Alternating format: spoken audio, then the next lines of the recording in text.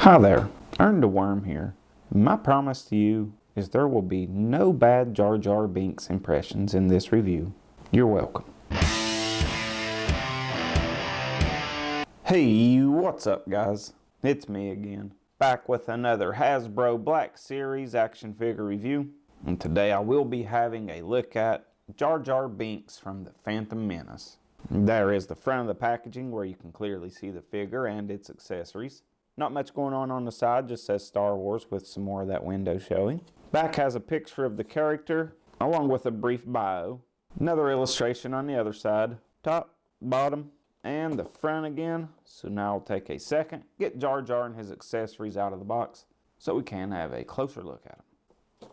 Okay, Jar Jar is out of packaging and he stands about 6.5 inches tall to the top of his eye stalks. And for Jar Jar's accessories, you get this Gungan type staff. It does come in 2 pieces. You got to pop it together. Pretty good looking staff.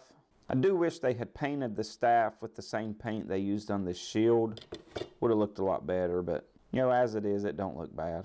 You get this, which is called an atlatl, which I do believe they were throwing at the droids to electrocute and disable them. An atlatl typically is a stick used to throw a spear. I don't know if atlatl actually means, you know, something used to throw something else, but that's what this is called. Good sculpt and paint on it. Looks like a Gungan mic for karaoke night. Then you get this Gungan energy shield, which is probably my favorite accessory. It is just spot on to what these were in the movie. I like that metallic paint. And this energy part in there too. If you go back and watch that scene, I mean, it's spot on to what it was. And that is all for his accessories. Now I do have a couple other figures I'll compare him to. So here he is with a couple SH Figuarts figures from the original trilogy. On the left we have Obi-Wan, who looks like he's aggressively waving in this shot for some reason. And on the right we have the SHF Anakin, who looks like he's trying to force open a jar of pickles.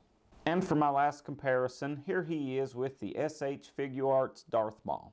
So in this shot we have one of the most hated characters from the prequels. Thank you for saying that. I'm too humble to say it myself.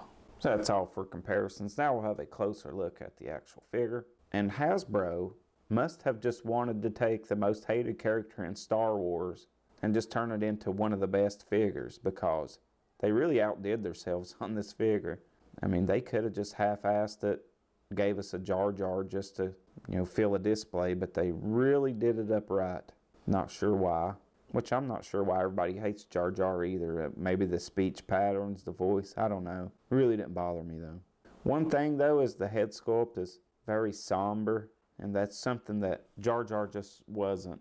He was usually being all wacky with really big expressions, and this one he just looks baked. But just overall, they really just nailed it. I mean, all the textures and the paint work on this, the sculpting, all phenomenal. Especially up on this head and the paint down these arms. It's like they had to make it a point to just knock this one out of the park. And they did.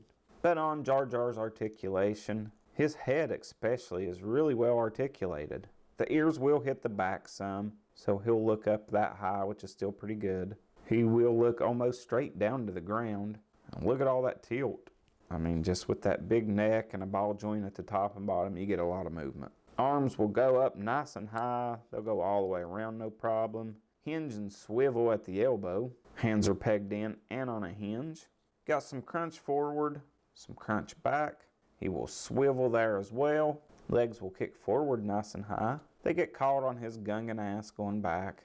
He can almost kick himself in the back of the neck. His big elephant feet will hinge back that far, forward that far, and he does have some Gungan pivot. So not bad articulation on Jar Jar either. But now I'm going to pose Jar Jar up and we will wrap this review up. So there's Jar Jar just kind of generically posed up with his accessories. He looks like he's about to go into the battle of his life, and he just looks bored with it all. Really, that's my only little nitpick with this action figure, is just the bored looking expression on his face. Other than that, they really put 100% into this figure. God only knows why. You know how everyone feels about Jar Jar. But I have to say, I really do dig the figure, and I know people will pick this up. they will see this on the shelf and think in their head, oh my God, I hate Jar Jar. I have to have this. In my head, I thought, everyone hates Jar Jar. I have to have this. I have no ill will toward Jar Jar.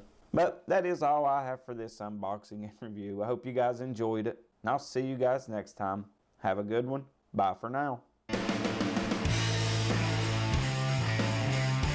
See, told you, made it with no bad impressions.